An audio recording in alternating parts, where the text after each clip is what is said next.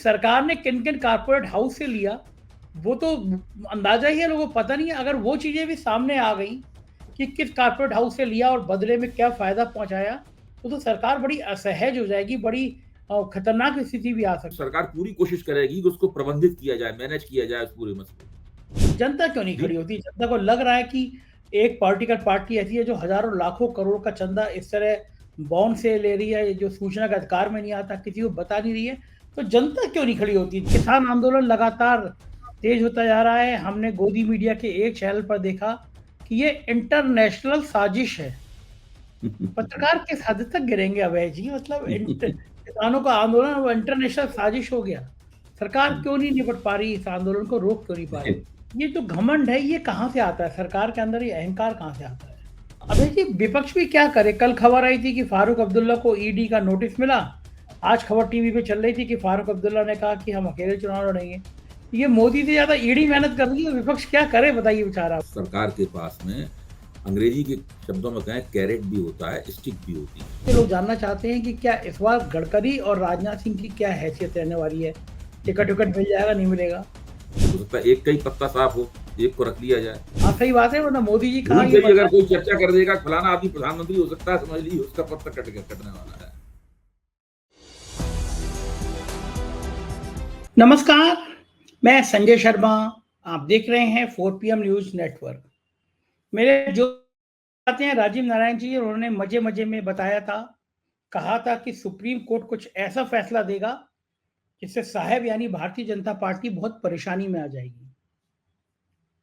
साहब क्यों आएँगे परेशानी में, ये साफ हो गया। सुप्रीम कोर्ट ने कह दिया, भाई चंदे का हिसाब दीजिए। और ये वो कड़ी है जिससे साहेब और उनकी पार्टी माला-माल हो गई है। हम और आप 25,000 रुपए भी खाते में आ जाएँ तो इनकम टैक्स पूछता है, ये रुपए कहाँ से आए? और पार्टियों के खातों में करोड़ों रुपए आ जाए तो कोई पूछने वाला नहीं है। सबसे ज्यादा अमीर हो गई भारतीय जनता पार्टी, हजारों करोड़ रुपए आ गए खाते में। देश के हर जिले में ऑफिस खोलने का लक्ष्य बन गया और चंदे का रास्ता निकाल लिया कि अभी बॉन्ड से पैसा आएगा। सुप्रीम कोर्ट ने कहा कि सारे बॉन्डों का हिसाब किताब वेबसाइट पे डालो, किससे कितना पैसा मिला। बात तो सही है, होना भी चाहिए। अब लोग कह रहे हैं कि सुप्रीम कोर्ट भी होशियार है। जब लोकसभा खत्म हो गई, अब ये भी नहीं कह सकते साहब लोकसभा का सत्र बुला ले, वो तो खत्म हो गया और एक कानून बना दें। तब सुप्रीम कोर्ट ने फैसला दिया, यानी कि साहब के तापमान में थोड़ी गर्मी आनी शुरू हुई। वो कहते हैं ना कि साहब का मामला गड़बड़ाया, कुछ ग्रह नक्षत्र गड़बड़ होने शुरू हुए। मैं देख रहा हूं 2 दिन से किसान गुस्से में हैं, किसान आंदोलन कर रहे हैं और भारतीय जनता पार्टी के नेता और मुख्यमंत्री हद दर्जे की मूर्खतापूर्ण बातें कर रहे हैं। हरियाणा के मुख्यमंत्री ने कह दिया किसान इस तरह आ रहे थे जैसे कोई देश किसी पर चढ़ाई करता हुआ आ रहा हो। बताइए, ये भाषा है? हरियाणा जैसा राज्य जहाँ किसान ही सर्वे सर्वा है, किसान भगवान है, वहां का मुख्यमंत्री कह रहा है कि किसान ऐसे आ रहे थे जैसे कोई विदेशी से ना हमला करने आ रही हो। ये मानसिकता है। किसानों पे जितना शोषण हो सकता है, जितना अत्याचार हो सकता है, लेकिन किसान भी अड़े हुए हैं। हम 4 पीएम पे आपको रिपोर्ट दिखा रहे हैं, क्षितिज कांत गए हुए हैं मौके पे, रिपोर्ट भेज रहे हैं। और साहेब के मन में चल क्या रहा है, ये जानना भी सबके लिए बड़ा ज़रूरी है। और मुझे लगता है कभी-कभी डर नाम की कोई चीज़ होती है, वो भी लगती होगी कि अगर 250 से नीचे रह गए तो गडकरी या राजनाथ सिंह का नंबर आ जाएगा। और मेरे अभय दुबे जी से बात करी, जाने-माने पत्रकार हैं, तमाम बड़े-बड़े टीवी चैनल पे आते हैं। वो मुझसे कह रहे हैं कि हो सकता है राजनाथ सिंह का और गडकरी का पत्ता ही कट जाए, टिकट ही ना मिले। राजनीति बड़ी निर्मम है। गडकरी का दांव आ गया तो मोदी जी निपटे, और मोदी जी का दांव आ गया तो गडकरी निपटे। तो मैंने अभय दुबे जी से तमाम मुद्दों पे बातचीत करी है, सीधे ले चलता हूँ। अभय दुबे जी से पूरा सुनिएगा इंटरव्यू, बहुत मज़ेदार बातें हैं। तमाम किसान आंदोलन से लेके और इलेक्टोरल बॉन्ड तक, और गडकरी से लेके राजनाथ सिंह से लेके मोदी तक, तमाम बातों के लिए हम चलते हैं सीधे अभय दुबे जी के पास। रिक्वेस्ट है आपसे, चैनल को ज्वाइन कीजिएगा, सब्सक्राइब करिएगा। चलते हैं अभय जी के पास। स्वागत है अभय जी 4 पीएम न्यूज नेटवर्क में आपका। एक पिक्चर का डायलॉग था, जोर का झटका धीरे से, लेकिन सुप्रीम कोर्ट ने जोर का झटका जोर से दिया है। इलेक्टोरल बॉन्ड जिसकी बात बहुत समय से हो रही थी और ये लोग कहते थे कि हम 25,000 रुपए भी हमारे खाते में आ जाए, सरकार हमारा कॉलर पकड़ लेती है। इकप्पन पत्रकार थे जो हाथरस वाली लड़की का, जिसकी बलात्कार की कोशिश के बाद हत्या कर दी गई थी, अकाउंट में 45,000 रुपए थे। इस ग्राउंड पे उनको लंबे समय तक जेल में रहना पड़ा। यहाँ लाखों करोड़ों अरबों रुपए आ जाते हैं, भारतीय जनता पार्टी सबसे अमीर पार्टी बन जाती है। पैसा कहाँ से आया ये कोई बताने को तैयार नहीं। आज के सुप्रीम कोर्ट के फैसले का राजनीति पर क्या असर पड़ेगा, क्या लगता है आपको? देखिए, इसका तो राजनीति के ऊपर और अभी हाल ही में होने वाले चुनाव के ऊपर बड़ा गंभीर और गहरा असर पड़ सकता है। अब ये निर्भर इस बात पर करता है कि जो विपक्षी पार्टियां हैं वो इस मुद्दे का इस्तेमाल किस तरीके से करती हैं, और सरकार सुप्रीम कोर्ट के इस फैसले से पड़ने वाले प्रभाव के लिए कैसी पेशबंदी करती है, भारतीय जनता पार्टी कैसी पेशबंदी करती है। ये दोनों चीजें अभी भविष्य के गर्भ में है।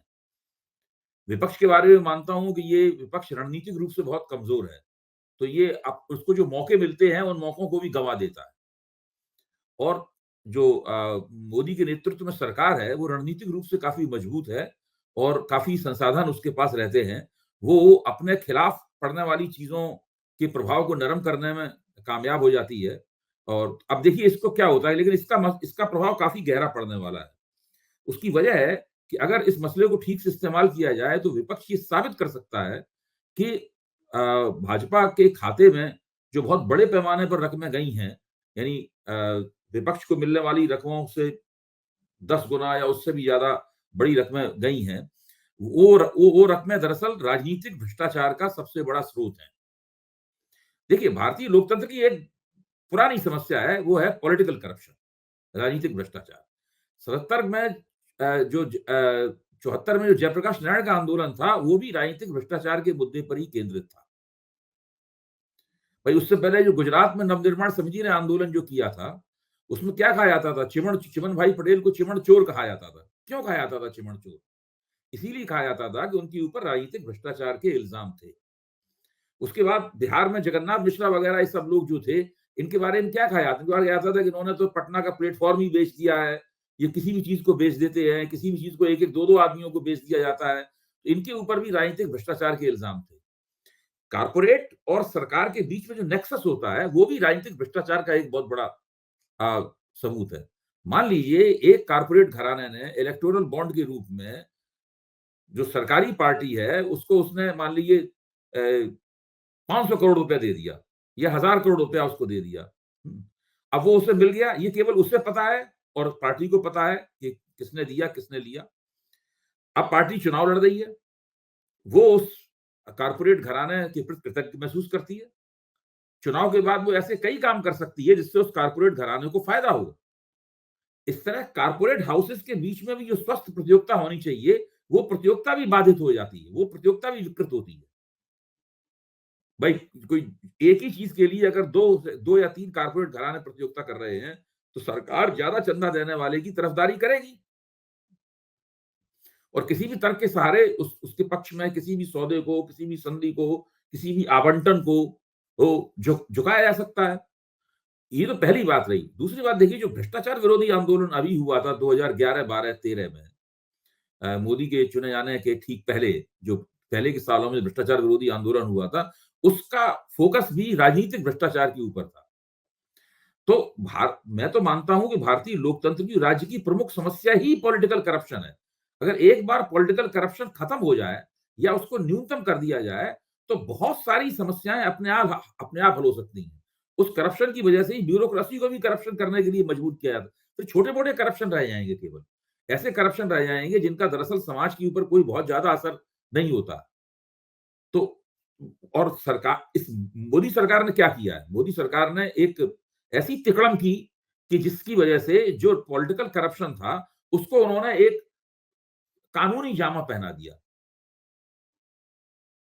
तो ये एक राजनीतिक भ्रष्टाचार को, चुनाव में पैसा जमा करने के लिए जो राजनीतिक भ्रष्टाचार किया जाता था उसको एक कानूनी जामा पहना दिया गया और कानूनी जामा पहनाकर निजता के अधिकार और और ये इसके अधिकार के तले इस पूरे मसले को इतने दिनों से वो चलाते आ रहे हैं। सुप्रीम कोर्ट ने अपने फैसले में इसी के अंदर लंगी मार दी है। सुप्रीम कोर्ट ने इसको एकदम कहा कि इसको फौरन रोक दिया जाए और उसको खत्म किया जाए पूरी तरीके से। अब स्टेट बैंक से कहा है कि आप सारा हिसाब किताब जो है वो मार्च में एक तारीख 12 या 17 निश्चित की है, उस वक्त तक आप चुनाव आयोग को दें और चुनाव आयोग उस पूरी जानकारी को वेबसाइट पे डाले, अपनी पब्लिक डोमेन में ले आए, जनता के बीच में ले आए, ये कहा है। अच्छा, अब याद कीजिए जब 5 सदस्यों की संविधान पीठ ने दिल्ली वाले मसले के ऊपर फैसला दिया था, जिसमें ये कहा गया था कि चुनी हुई सरकार ही सर्वोपरि है और जो उपराज्यपाल हैं, लेफ्टिनेंट गवर्नर हैं, वो उसके अधिकारों को नहीं छीन सकते, उनके अधिकारों को खुद नहीं ले सकते। तब सरकार ने संसद द्वारा कानून बनाकर सुप्रीम कोर्ट के उस फैसले को पलट दिया।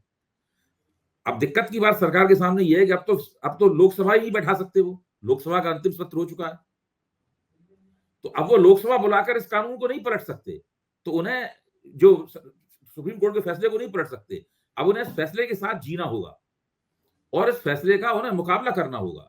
विपक्ष की कमजोरी कहां पे है इसमें, इसको भी थोड़ा समझने की जरूरत है। कमजोरी यह है कि विपक्ष भी इन इलेक्टोरल बॉन्ड्स को प्राप्त कर रहा था। भाजपा बहुत ज्यादा, उससे 10 गुना 20 गुना ज्यादा प्राप्त कर रही थी, लेकिन विपक्ष भी प्राप्त कर रहा था। विपक्ष की किसी पार्टी ने इलेक्टोरल बॉन्ड को लेने से इनकार नहीं किया। अगर विपक्ष की कोई पार्टी या कुछ पार्टियां कहती हैं हम आपके इलेक्टोरल ये बॉन्ड नहीं लेंगे, तब फिर जैसे ही अगर ये पार्टियां कहती हैं हम ये बॉन्ड नहीं लेंगे, तो आज ये पार्टियां बिल्कुल खरे सोने की तरह चमकती हुई राजनीतिक भ्रष्टाचार के खिलाफ बोलती हुई लगती। लेकिन अभय जी, एक फर्क ये होगा कि विपक्ष ने जितना पैसा जिससे लिया होगा वो तो एक एक रुपया सरकार को पता होगा। यही कारण है कि विपक्ष को लोग पैसा कम देते हैं।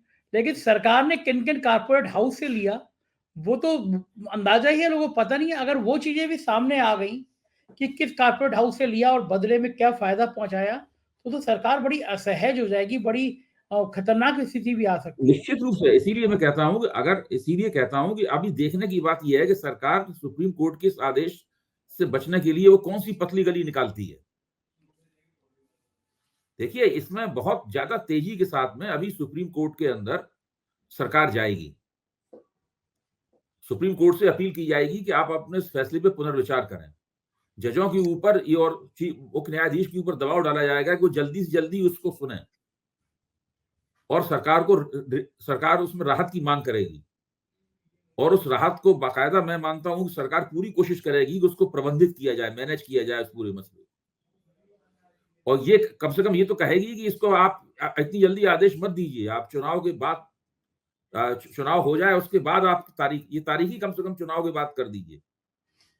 अगर सरकार मई के बाद ये सरकार कह देती है जून तक, जो मार्च की बजाय कह देती है स्टेट बैंक से कि अदालत कह देती है कि जून तक आप भेजिए, तो सरकार मत समझ लिए बच गई इसमें साफ। अच्छा, जनता क्यों नहीं खड़ी बच जाएगी? जनता क्यों नहीं खड़ी होती? जनता को लग रहा है कि एक पार्टी ऐसी है जो हजारों लाखों करोड़ का चंदा इस तरह बॉन्ड से ले रही है, जो सूचना का अधिकार में नहीं आता, किसी को बता नहीं रही है, तो जनता क्यों नहीं खड़ी होती देश की कि भाई नेता लोग इतने बेईमान हो? देखिए, जनता हमेशा देखिए, इतिहास क्या कहता है? इतिहास ही कहता है कि सबसे पहले वो समाज का वो हिस्सा गोलबंद होता है राजनीतिक रूप से। वो हिस्सा गोलबंद नहीं होता, इसके पास कुछ है नहीं, वो तो अपनी जिंदगी गुजारने में ही व्यस्त रहता है। हिस्सा वो गोलबंद होता है जिसके पास कुछ था और छीन लिया गया। जैसे कि ये एमएसपी वाले किसान, ये बार बार क्यों गोलबंद होते हैं? इसलिए गोलबंद होते हैं कि इन्हें एमएसपी मिल रही थी लगातार, अब उन्हें है कि एमएसपी उनकी छिन जाएगी या उसको कानूनी जामा नहीं पहनाया जा रहा है, इसलिए वो बार बार गोलबंद होते हैं। जो जिन मजदूरों को तनख्वाह मिलती है, तो वो अपनी तनख्वाह बढ़ाने के लिए गोलबंद होते हैं। लेकिन आमतौर पर राजनीतिक मांगों पर जनता तभी गोलबंद होती है जबकि उसे बाकायदा पार्टियां योजना बनाकर गोलबंद करती हैं, उसे सड़कों पर उतारा जाता है। उसके लिए पार्टियों का जनाधार होना बहुत जरूरी है। हाँ, जो लगातार कम होता जा रहा है। अब दूसरा विषय पे आता हूँ कि किसान आंदोलन लगातार तेज होता जा रहा है। हमने गोदी मीडिया के एक चैनल पर देखा कि ये इंटरनेशनल साजिश है। पत्रकार किस हद तक गिरेंगे अभय जी? मतलब किसानों का आंदोलन वो इंटरनेशनल साजिश हो गया। सरकार क्यों नहीं निपट पा रही, इस आंदोलन को रोक क्यों नहीं पा रही? नहीं, देखिए, 2-3 तरह की बातें कही जा रही हैं। एक तो ये अंतर्राष्ट्रीय साजिश वाली बात कही जा रही है, इसमें केवल हंसा और मुस्कुराया जा सकता है। और दूसरी बात ये कही जा रही है कि ये एक पॉलिटिकल मूवमेंट है जो कि चुनाव के वक्त जानबूझ के किया गया है ताकि सरकार के ऊपर दबाव बनाया जा सके। तो यानी किसानों को चुनाव से पहले इस तरह का आंदोलन करने का कोई अधिकार नहीं। इसके जवाब में मैंने कहा, आज सवेरे ही मैंने एबीपी पे ये कहा कि केवल मोदी जी को ही मास्टर स्ट्रोक मारने का अधिकार है कि वो चुनाव से पहले भारत रत्न बांटकर अपने पक्ष में अपने पक्ष में परिस्थिति झुकाने की कोशिश करें, पलड़ा झुकाने की कोशिश करें। किसान नेता भी तो ये मास्टर स्ट्रोक मार सकते हैं कि भाई हम चुनाव से पहले हम आंदोलन शुरू करेंगे ताकि जो 6 महीने कोशिश करने पे हमें जो उपलब्धियां होने की संभावना होती है वो उपलब्धियां 15 दिन के अंदर हासिल कर सकें। वो भी तो ऐसा कर सकते हैं। तो ये तो भारत में हर चीज राजनीति के द्वारा प्रबंधित होती है। तो ये तीसरी बात ये कही जा रही है जो आज हरियाणा के मुख्यमंत्री ने कहा, प्रेस कॉन्फ्रेंस करके कहा, मैंने उनको सुना प्रेस कॉन्फ्रेंस करते हुए, उन्होंने कहा कि ये किसान लोग तो जो है किसी विदेशी सेना ऐसा व्यवहार कर रहे हैं, इस तरह सेनाएं टूटती हैं उस तरीके से टूट पड़े हरियाणा के ऊपर। तो मैंने इसके जवाब में कहा कि भाई भारतीय जनता पार्टी अपना इतिहास भूल गई, जब कार सेवक टिड्डी दल की तरीके से उत्तर प्रदेश के ऊपर टूटते थे। हर तरह के संविधान, हर तरह के कानून, संविधान द्वारा चुनी गई सरकार सबकी धज्जियां उड़ाते हुए कार सेवकों ने किसी हलफनामे को नहीं माना, किसी भी कमेटी की सिफारिशों को नहीं माना, किसी भी अदालत के आदेश को नहीं माना, कुछ भी नहीं माना कार सेवकों ने कभी भी। और 10 साल से ज्यादा समय तक भारतीय जनता पार्टी ने यह आंदोलन चलाया। ये आंदोलन चला के भारतीय जनता पार्टी ने अपनी राजनीतिक गोटी लाल कर ली। लेकिन अब अगर कोई आंदोलन चलाता है तो भाजपा हमेशा कहती है कि आप संविधान द्वारा चुनी गई सरकार के खिलाफ आंदोलन नहीं कीजिए। आपका काम वोट देना था, आपने वोट दे दिया, 5 साल का इंतजार कीजिए, जब वोट देने का फिर समय आया तो फिर वोट दीजिए। कल तो भाजपा के एक तथाकथित प्रवक्ता या समर्थक ने ये तक कहा कि अगर आपको एमएसपी वगैरह चाहिए तो हमें वोट देकर हरा दीजिए, उसके बाद नई सरकार से एमएसपी लागू करवा लीजिए। बाकायदा ये आज तक के ऊपर बहस करते हुए कहा। मैं आज सवेरे एबीपी पे था और ये कल आज तक पे बहस करते हुए जो भाजपा का एक समर्थक समीक्षक था, उसने कहा कि इतना आपको शौक है तो हमें वोट देकर पहले हरा दीजिए और उसके बाद करिए। फिर तीसरी बात ये कही जाती है कि आप आंदोलन करते रहिए, वोट तो हमें मिल ही जाते हैं, चुनाव तो हम जीत ही जाते हैं। पिछली बार 1 साल तक आपने आंदोलन किया, हम कौन सा चुनाव हारे? हम तो यूपी का भी चुनाव नहीं हारे। ये तो जो इस तरह के तमाम तर्क दिए जा रहे हैं। ये जो घमंड है ये कहां से आता है? सरकार के अंदर ये अहंकार कहां से आता है? सरकार के अंदर अहंकार वहां से हमेशा सरकार के अंदर अहंकार का सबसे बड़ा कारण ये होता है कि या तो आपका विपक्ष कमजोर होता है, या आपने विपक्ष को कमजोर कर दिया होता है, या विपक्ष को किसी तरह से मिला लिया होता है अपने साथ में खुफिया तौर पर। भारत, मैं हमेशा कहता हूं कि नरेंद्र मोदी इस मामले में बहुत ही सौभाग्यशाली प्रधानमंत्री हैं, क्योंकि ऐसे समय में उन्होंने अपना प्रभुत्व स्थापित किया है जब भारत का उनका राजनीतिक विपक्ष सबसे ज्यादा कमजोर है, सबसे ज्यादा दृष्टिहीन है, उसके पास कोई रणनीति नहीं है, किसी किस्म का संकल्प नहीं है, और वो टिक के राजनीति करना नहीं जानता है। यही कारण है कि वो अपनी गोटी आराम से चलते रहते हैं। भाई आप देखिए ना, मैं कभी कभी मजाक में कहता हूं कि विपक्ष को पता है कि मोदी जी को हराना कोई रॉकेट साइंस नहीं है। वो अगर एकता कर लेगा तो मोदी जी की सीटें कम हो जाएंगी। मोदी जी को पता है कि चुनाव जीतना कोई रॉकेट साइंस नहीं है, विपक्ष को एकता नहीं करने देंगे, वो चुनाव जीत लेंगे। मोदी जी अपने लक्ष्य में कामयाब है, विपक्ष अपने लक्ष्य में नाकाम है। अच्छा, लेकिन अभय जी विपक्ष भी क्या करे? कल खबर आई थी कि फारूक अब्दुल्ला को ईडी का नोटिस मिला। आज खबर टीवी पे चल रही थी कि फारूक अब्दुल्ला ने कहा कि हम अकेले चुनाव लड़ेंगे। ये मोदी से ज्यादा ईडी मेहनत कर रही है, विपक्ष क्या करे बताइए बेचारा। वो मेरा कहना यह है कि हर सरकार के पास में, अंग्रेजी के शब्दों में कहें, कैरेट भी होता है, स्टिक भी होती है। यानी साम दाम दंड भेद, इसको अंग्रेज संस्कृत में कहा जाता है। हर सरकार के पास ये करने की क्षमताएं विपक्ष से ज्यादा होती है। विपक्ष को इसी परिस्थिति में अपनी दावेदारी करनी पड़ती है, ये जानते हुए भी कि सरकार आपके खिलाफ सरकारी मशीनरी का इस्तेमाल करेगी, सरकारी एजेंसियों का इस्तेमाल करेगी, उसके पास प्रचार के ज्यादा साधन होते हैं, सब कुछ होता है, आपको उसके खिलाफ कुछ करना पड़ता है। यही विपक्ष की कसौटी है। डर जाता है विपक्ष, ईडी के नोटिस आता है तो उसके उसी पे मनी लॉन्ड्रिंग का आता है, पीछे पीछे इसलिए हेमंत तो सोरेन की फोटो अगर आती आपको है। राजनीति करनी है तो आपको, जब तक आप मोदी जी को नहीं हराएंगे, भाजपा को नहीं हराएंगे, तब तक आपके पास तो ईडी के नोटिस आते ही रहेंगे। तो हर बार ईडी के नोटिस आएंगे और आप डर जाएंगे तो कभी कभी भी आपकी राजनीति पनप ही नहीं पाएगी। तो उनको लगता है कि मोदी जी की शरण में बैठे रहो, चरण में बैठे रहो तो काम चलता रहेगा भाई ना। देखिए, हेमंत राज्यों के स्तर पर विपक्ष हरा देता है भाजपा को, क्यों हरा देता है? ईडी ईडी राज्यों के स्तर पर चूंकि विपक्ष अच्छी गोलबंदी कर लेता है, इसलिए हरा भी देता है ना। कई बार कई जगह हरा देता है। पिछली बार कर्नाटक में हराया, हिमाचल प्रदेश में हराया। तो तेलंगाना में हराया, अभी अभी तो तीन राज्यों में विपक्ष ने जीत हासिल की है।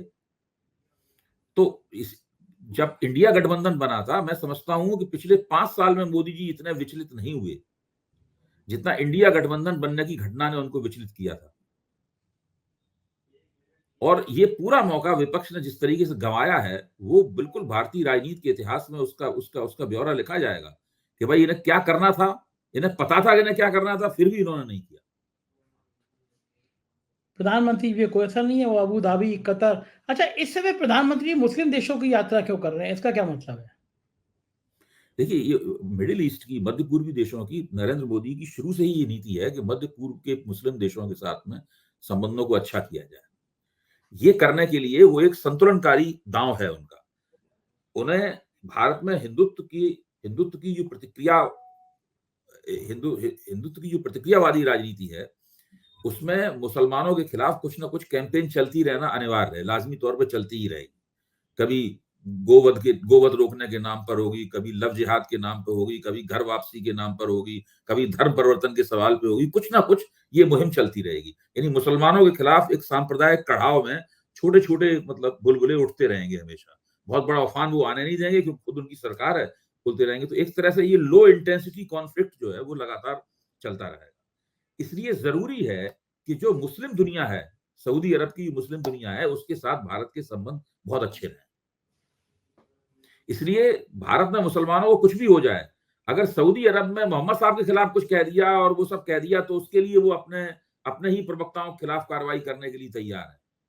भाई नूपुर शर्मा को और नवीन कुमार को निकाल दिया ना, बिल्कुल एकदम अंधेरे में डाल दिया, नहीं डाल दिया उन्होंने? हाँ, आज तक वापसी नहीं हुई एक उनकी। वक्तव्य देने, आज तक वो दोनों दोबारा प्रकट नहीं हो पाए।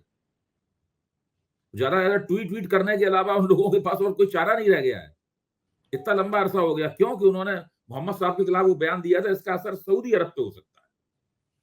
तो वो वहां से वो चाहते हैं कि भारत में मुसलमानों के खिलाफ जो वो कर रहे हैं, इसके ऊपर अंतर्राष्ट्रीय विश्व में कोई आपत्ति खास ना हो, इधर कोई ध्यान ना जाए, हमारा एक घरेलू मसला है, कैसे किया जाए। और बाकी जो हम कोई मुसलमानों के खिलाफ, तो ना देखिए हमारी सऊदी अरब से कितने अच्छे ताल्लुक है, हम कोई मुसलमानों के खिलाफ थोड़ी ना है। देखिए हमने स्मृति ईरानी को वहां भेजा, वहां पे, और जो भारतवासियों के लिए ज्यादा ज्यादा लोग हज करना जाए, इसकी संधि पे दस्तखत करके आई। तो ये सब मामला इसलिए किया जाता है। इससे कामयाबी मिल जाएगी, मतलब ये मैसेज चला जाएगा, या ये नहीं होगा कि भारत में जो मुसलमानों का जो जो हालात हैं, जो शोषण हो रहा है, उसका मैसेज नहीं जाएगा? मैसेज जाता है, ऐसी बात नहीं। जो रेटिंग एजेंसियां हैं वो इस बात का ध्यान रखती हैं, और इसलिए हमेशा कोशिश रहती है इन लोगों की कि इस संतुलन को और जरा दुरुस्त किया जाए। आपको ध्यान होगा कि नीति आयोग के एक सदस्य ने और नहीं, प्रधानमंत्री की जो आर्थिक सलाहकार समिति है उसके एक सदस्य ने एक प्रेजेंटेशन किया था सरकार के सामने, जिसमें उन्होंने बताया था कि अगर रेटिंग एजेंसियां अगर इसी तरह भारत की रेटिंग को कम करती रहीं, और तो जंग की स्थिति में अगर वो पहुंच गई रेटिंग, तो उससे भारत का बहुत नुकसान हो जाएगा। तो सस्ती दर पर कर्ज मिलने भी बंद हो जाएंगे भारत को। तो उससे उससे सरकार में काफी बेचैनियां पैदा हुई थी। वो जो घटना हुई थी नूपुर शर्मा वाली, उसके पीछे वो बेचैनी की भी एक भूमिका थी। अच्छा, रेटिंग उन्होंने कारण क्या बताए थे, क्यों रेटिंग इतनी कम हो रही है, कारण क्या है इसके? वो कहते हैं कि भारत के खिलाफ एक नैरेटिव चल रहा है सारी दुनिया में, कि हम लोग अल्पसंख्यकों के खिलाफ हैं, हमारे यहाँ का लोकतंत्र जो है वो बहुसंख्यकवादी लोकतंत्र है। इस तरह का एक नैरेटिव चल रहा है, अल्पसंख्यकों के ऊपर अत्याचार किया जाता है, वगैरह वगैरह। उसके लिए तो रोकने के लिए कुछ नहीं, नहीं गिरिराज नहीं, सिंह। वो इसलिए नहीं रुक सकता, क्योंकि उससे इनकी राजनीतिक गोटी यहाँ पे लाल होती है। हिंदुओं की एकता बनानी है ना, हिंदुओं की एकता बनाने के लिए कोई आपने रोजगार देके तो एक अपने साथ जोड़ेंगे नहीं, आप महंगाई कम करके तो उन्हें अपने साथ जोड़ेंगे नहीं। तो मुसलमान विरोधी भावनाएं भर के ही तो आप उन्हें अपने अपने साथ जोड़ेंगे। दिन रात तो मुसलमान विरोधी बातें ये लोग करते रहते हैं। अच्छा, अभी इन पूरी सब भारतीय बातों जनता पार्टी के जो कार्यकर्ता हैं, राष्ट्रीय स्वयंसेवक संघ के जो स्वयंसेवक हैं, वो तो इसी खुराक पे पले बड़े हैं। उनके मूल में है। अच्छा, अभी जी राम मंदिर इतनी जल्दी गायब क्यों हो गया? अब नेता लोग जिक्र करना बंद हो गए, टीवी चैनलों से राम मंदिर गायब हो गया। इतना उफान पे लाए थे, लेकिन इस नेपथ्य में उसके पीछे जाने के सामाजिक कारण क्या दिखते हैं देखिए, आपको? मैं कहता हूं कि राम मंदिर मैक्रो अरेंजमेंट है, मैक्रो मैनेजमेंट का हिस्सा है। और नीतीश कुमार की को पलटी मरवाना या जयंत चौधरी को फोड़ना, ये माइक्रो मैनेजमेंट है। तो उन्होंने एक मैक्रो अरेंजमेंट कर दिया, एक उन्होंने बड़ी तस्वीर बना दी राम मंदिर के तौर पर। अब वो सारा ध्यान उन्होंने छोटी छोटी तस्वीरों को दुरुस्त करने पर किया है। जब चाहेंगे तो उसको उभार देने लगेंगे, जब चाहेंगे तो यहाँ की बात करने लगेंगे। दोनों हाँ, तरह के बंदोबस्त उन्हें करने हैं। इस तरह का खेल खेलने में तो मास्टर हैं ही है वो। बिल्कुल। अब जी एक चर्चा और होती है, लोग जानना चाहते हैं कि क्या इस बार गडकरी और राजनाथ सिंह की क्या हैसियत रहने वाली है? टिकट विकट मिल जाएगा, नहीं मिलेगा? अब कह नहीं सकते, जो मोदी जी का रवैया है उसके लिहाज से तो अगले मंत्रिमंडल में इन दोनों को नहीं होना चाहिए, लेकिन रख भी सकते हैं। हो सकता है एक का ही पत्ता साफ हो, एक को रख लिया जाए। अगर पहले पत्ता साफ होगा तो किसका होगा? गडकरी का। गडकरी जी का पत्ता साफ हो सकता है पहले, उसके बाद में फिर राजनाथ सिंह जी का नंबर आएगा। अच्छा, गडकरी को कैसे लगता होगा? कभी कभी तो लोग कहते हैं कि 250 से कम रह गए तो गडकरी प्रधानमंत्री हो जाएंगे, और कभी कभी गडकरी का पत्ता ही कट जाएगा। राजनीति भी ये कितनी सारी बातें गडकरी जी के खिलाफ जाती हैं। प्रधानमंत्री होने वाली। हाँ, सही बात है, मतलब मोदी जी कहाँ भूल ये से भी अगर कोई बर्दाश्त। चर्चा कर देगा फलाना आदमी प्रधानमंत्री हो सकता है, समझ लीजिए उसका पत्ता कटने वाला है। और गडकरी की तो बहुत सारी चर्चा हुई है कि प्रधानमंत्री हो सकते हैं। अच्छा, गडकरी को टिकट विकट देंगे, नहीं देंगे ये? कह नहीं सकते, अब वो काट भी सकते हैं। वो कह सकते हैं कि अभी आप चुनाव मत लड़िए, आपको राज्यसभा में भेज देंगे। देखिए अभी ऐसे नड्डा साहब हैं, पार्टी के अध्यक्ष हैं। नड्डा साहब ने गुजरात से राज्यसभा का पर्चा भरा है। आप देखिए जो पार्टी का अध्यक्ष है उसको राज्यसभा सीट देने की घोषणा सबसे ज्यादा देर में की गई। यानी पार्टी आलाकमान विचार करता रहा कि इसको राज्यसभा में भेजें या न भेजें। हैसियत भी बताई गई। हाँ, तो ये भी हो सकता है कि ये नड्डा साहब का आखिरी राज्यसभा सदस्यता हो उनकी। तो नड्डा साहब तो ये कहते थे कि वो आप साहेब जो हैं वो देवताओं के देवता हैं। इतने भक्ति काल की बातें करने के बावजूद भी उनका ये हाल हो रहा है। वो तो सब लोग कहेंगे, जब पत्ता काट दिया जाएगा तब भी कहेंगे। प्रकाश जावड़ेकर को मंत्रिमंडल से निकाल दिया गया तो क्या वो भी मोदी जी की अभ्यर्थना नहीं करते? रविशंकर प्रसाद। हाँ, सब करते हैं। अच्छा, एक बात मतलब करो, अभ्यर्थना हाउस। करते रहेंगे तो आगे मौका मिलता रहेगा, वरना आगे मौका मिलना भी बंद हो जाएगा। अच्छा, बिल्कुल एक तरह का डिक्टेटरशिप खौफ पैदा कर दिया मोदी जी ने पार्टी में। कोई बोलेगा नहीं, कोई देखिए इसको एक तो आप डिक्टेटरशिप कह सकते हैं, लेकिन मैं इसे over centralisation of political power कहता हूँ। राज सत्ता का अति केंद्रीकरण है, बहुत परले दर्जे का, जो कभी भी भारत के इतिहास में नहीं हुआ। कांग्रेस में इंदिरा गांधी के जमाने में काफी कुछ हुआ था, इमरजेंसी उसका एक सबसे बड़ा दुष्परिणाम थी, लेकिन ये जो हुआ है उसने इंदिरा गांधी के रिकॉर्ड को भी तोड़ दिया है, काफी आगे निकल गया है इससे। इसके उस पॉलिटिकल पार्टी के अंदर नुकसान क्या क्या होते हैं अभय जी? उस पॉलिटिकल पार्टी के अंदर सबसे बड़ा नुकसान उसमें ये होता है कि उसकी अपनी जो कार्यकर्ताओं की अपनी जो पहलकदमी होती है, नेताओं की अपनी जो एजेंसी होती है, वो बहुत मारी जाती है और असंतोष मनी मन खदबदाता रहता है। जैसे ही कभी सत्ता अपना जो सत्ता बड़े बड़े नेता जो होते हैं, जो शीर्ष नेता है, शीर्ष नेतृत्व जब अपना वायदा पूरा नहीं कर पाता, हर बार शीर्ष इसमें शीर्ष नेतृत्व को हर बार बहुमत लाना ही लाना है। जिस दिन बहुमत लाने से वो चूक गया उस दिन शीर्ष नेतृत्व की बड़ी दुर्गत होगी। फिर पार्टी में अंतः विस्फोट होता है, इसे इम्प्लोजन कहते हैं ना, अंदर असंतोष फटता है। अब जिस दिन मोदी जी लड़खड़ाए और उन्होंने वायदे के मुताबिक, आप वैसा मान लीजिए बोल रहे हैं कि हम 370 सीटें लाएंगे, अगर मान लीजिए बहुमत से कम रह गई सीटें तो तो गड़बड़ हो बहुत जाएगी। पार्टी में इस बात पर नाराजगी होगी। कोई ये नहीं कहेगा कि ये लोग नहीं सोचेंगे कि मोदी नहीं होते तो शायद इससे भी कम चली जाती सीटें, लेकिन बहुत नाराजगी होगी इस बात पर। अच्छा, यानी तलवार की धार जितनी गडकरी पे है उतनी मोदी के सामने भी है। वो तो है ही। देखिए तो शेर की सवारी है ना, सत्ता तो शेर की सवारी है। आप शेर से उतरेंगे तो शेर आपको खा जाएगा, तो आपको उसी में बैठे रहना है लगातार। अबे जी, आपको उतरने का मन होगा तो नहीं उतर सकते आप। इन लोगों को नींद आ जाती होगी 2 महीने बाद क्या होगा, इनको डर नहीं लगता वो अंदर से?